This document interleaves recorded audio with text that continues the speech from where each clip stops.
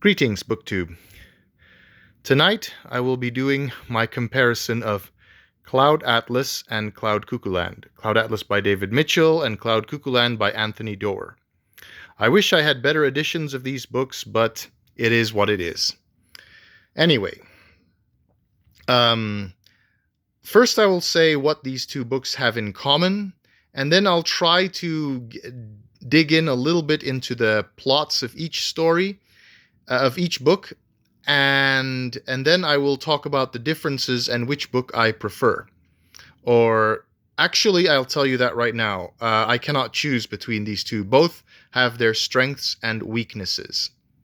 So, both books have multiple main characters, multiple lead characters that with seemingly unrelated stories, living in different time periods. Excuse me. And both these books are genre benders because each individual story, 6 in Cloud Atlas and 5 in Cloud Cuckoo Land, each of these stories has a different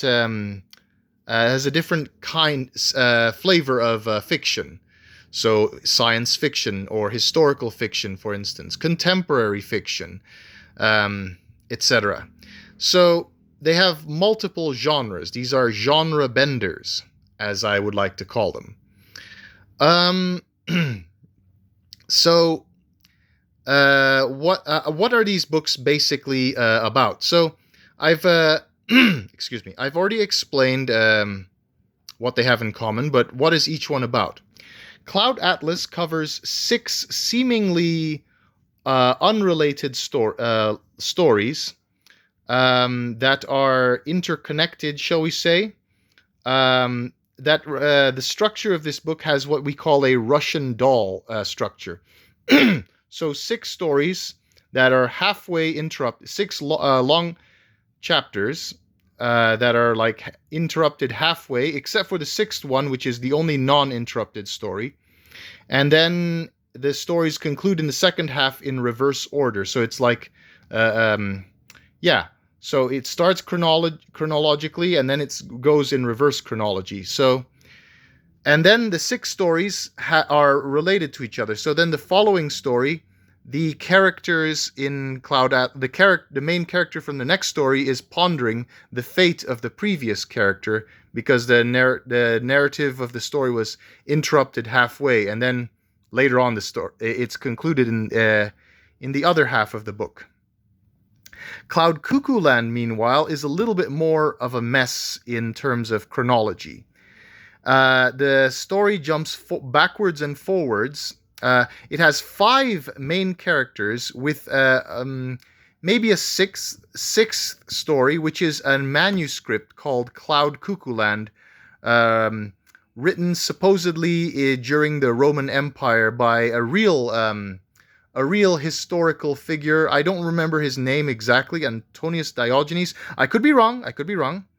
So this book covers the lives of 5 characters, and their seemingly their encounter with this book called Cloud Cuckoo Land, written in the ancient world. And it's about a city in the clouds inhabited by various species of birds. That's the fictional story from the ancient world. It's a very whimsical story about a man who transforms into a donkey, a fish, and then eventually a bird. And the 5 characters from the 3 different time periods eventually cross paths with this book, and they find, shall we say, comfort or reassurance in it. And so, yeah, that's basically it. Now, there is one, I will get to it in terms of comparisons in the strengths and weaknesses. So each book has its strengths and weaknesses. Cloud Atlas has a more consistent structure in the book, like the Russian doll structure. And it has some of my more favorite genres in there, like dystopia, An Horizon of Somni 451, the fifth story that in this one. So it has dystopia in it, and it has a more it has a more proper structure of how the book unfolds. There is some vague hints at reincarnation. Reincarnation is hinted at, but it's never explicitly stated.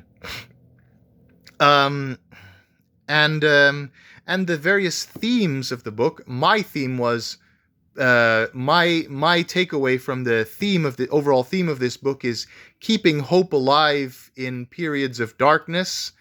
Keeping the human spirit alive even in the darkest of times, and human beings oppressing other human beings, persecuting and oppressing them.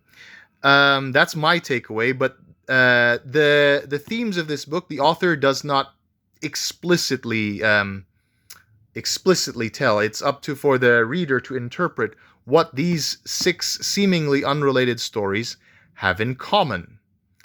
And the characters are, shall we say, inspired or curious about the lives of the characters that preceded them.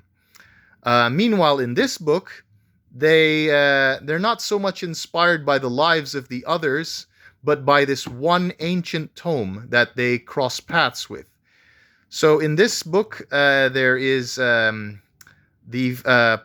story of Anna and Omir, who are on opposite sides of the siege of Constantinople in 1453. Seymour and Zeno in the 20th and 21st century. And that's the contemporary fiction. And Constance, who is in a starship on her journey towards a new planet for humanity to inhabit. And but this one, here's the problem with this one. Not only, for the most part, the stories are in chronological order, except for Zeno and Seymour, where they jump backwards and forwards in the timeline with where they try to make a separate story of the so-called incident. The incident at the library.